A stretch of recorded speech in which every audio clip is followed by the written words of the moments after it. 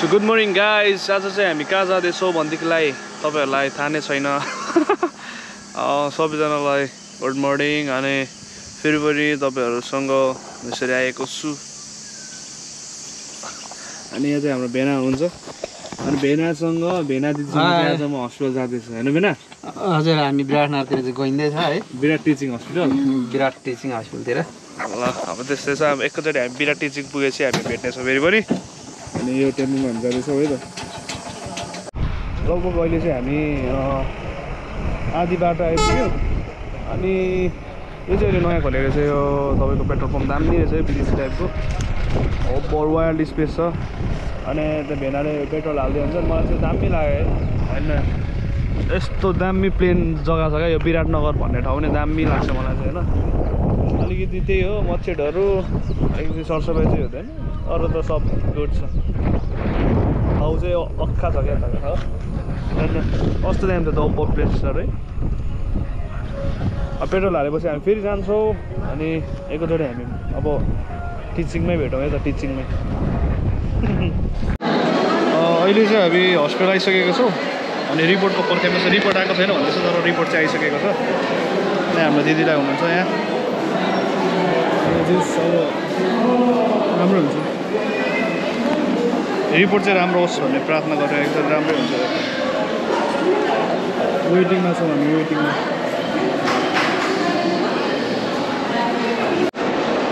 Still waiting waiting waiting waiting waiting waiting waiting waiting waiting वाइल्डै पर्खाइरहेको छ।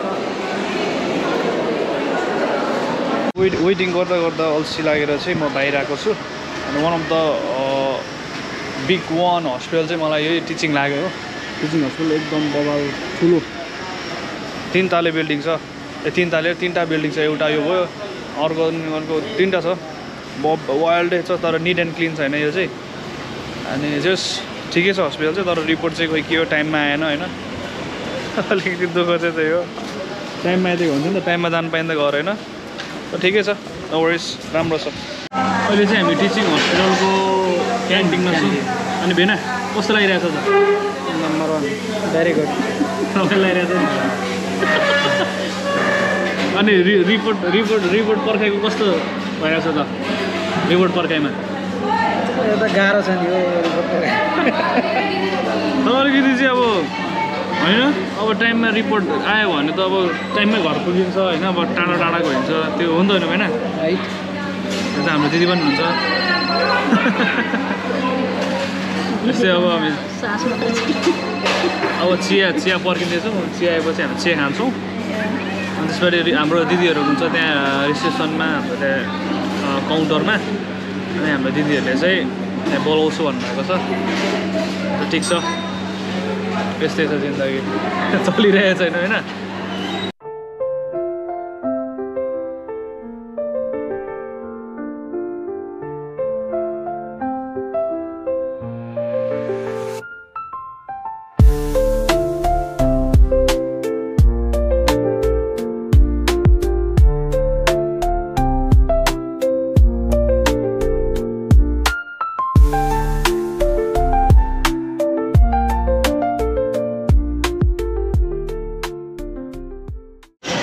Finally report पनि आयो। अनि हामीले डक्टरसँग पनि भेट्यौँ।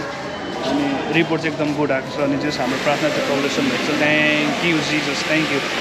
हेर कस्तो लागिरहेछ रिपोर्ट आयो? खुसी लाग्यो जस अल एबाउट यो क्रेडिट चाहिँ हाम्रो गडलाई जान्छ क्या। अनि जति पनि प्रेयर गर्नुभएको सम्पूर्णलाई जान्छ होइन। दामी क्या।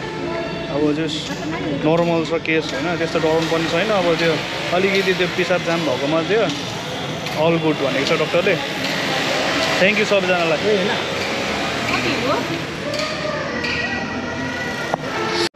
ऊ परेको चाहिँ इमर्जेन्सी रुम हो। अनि अस्ति हामी बेलुका यहाँ आएर कति बेलुका 11-12 बजे आएर यहाँ बिहान हामी डिस्चार्ज भएर गएको थियो क्या। अनि अहिले चाहिँ हामी क्लिनिक आएको छौँ। यहाँ हामी अब दबाई किन्न आँटिरहेको छौँ। दबाई किनेपछि हामी फेरि ब्याक टु होम हुन्छौँ। त्यस खुसी लाग्यो प्रभुलाई धन्यवाद होस्। Thank you Jesus. अब अहिले चाहिँ हामी अब हस्पिटललाई बिदाई गरेको। अनि हाम्रो लगभग सबै रिपोर्ट राम्रो आएको छ। अनि दिदी पनि अब हेल्दी भइसकेको छ। तगडा हुनु भइसक्नुपर्छ होइन। प्रभुलाई धन्यवाद र सबै हामी सबैको प्रार्थनाको उत्तर मैले पाएको छु आज जे होस् खुसी भएर आइरहेको छु है हजुरलाई धेरै धेरै धन्यवाद अब भेना चाहिँ उता के पो तपाईँको टेम्पो लिनु जानुभएको छ अनि टेम्पोमा आउँछु अनि त्यसबाट जान्छु all report is very very good त्यसै जानुपर्छ बाटो चाहिँ विराटनगर हो विराटनगर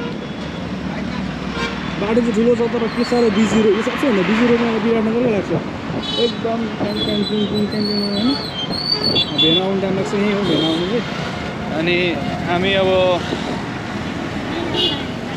भेनालाई पर्खिँदैछौँ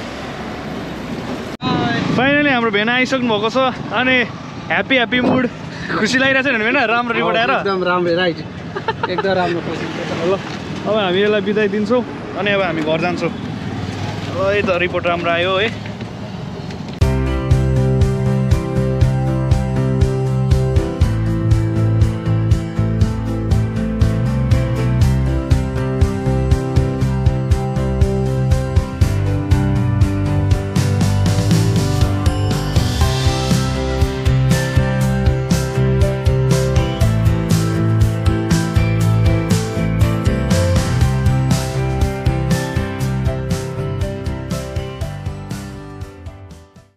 अहिले चाहिँ हामी लेटाङ आइसकेको छौँ भने हाम्रो यहाँ भान्जा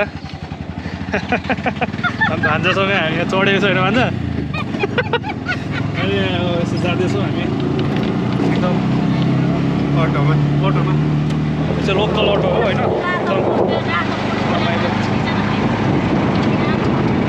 अल्लिले आइपुग्यो भेना चाहिँ फेरि हाम्रो बुवाहरूलाई लिएर धरान जानुभयो अनि हामी चाहिँ फेरि उताबाट अर्कै टेम्पोमा चढेर फेरि अहिले चाहिँ हामी हाम्रो आफ्नै भान्जाको टेम्पोमा अहिले हामी छौँ अनि अहिले हाम्रो बाटो बनिन आँटेको छ बाटो चाहिँ यस्तो दामी नै छ देखिरहेको छ होइन भिडियोमा जस्तो देखेको छ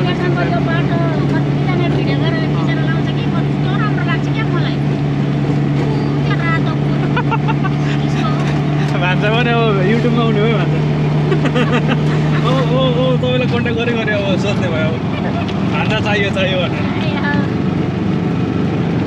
ठिक छ अब हामी लगभग अब 2 मिनट बाद हामी घर पुग्छौँ आजको भ्लगलाई यहाँ अन्त्य गर्छु